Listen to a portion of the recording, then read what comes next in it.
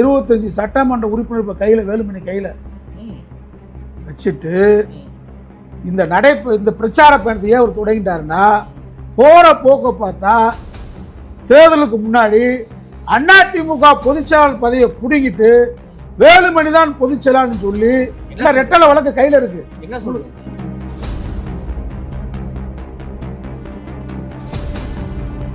வேலுமணி தான் முதல்வர் வேட்பாளர்.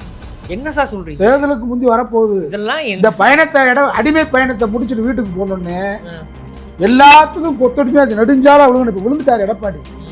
இன்னும் விழுக சொல்ற அமித்ஷா விழுங்க அப்படின்னா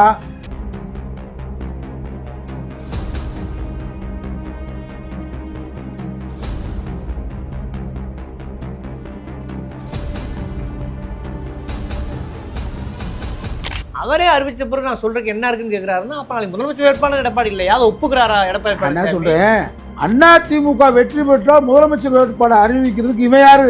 அமித்ஷா யாரு? அதிமுக பொதுச் செயலாளரா? ஆனா எடப்பாடி இந்த தன்மான உணவு வர வேணாமா? பாஜக அங்க கால் உண்டு நினைக்கிறாங்களே, தனிப்பட்ட கருத்து.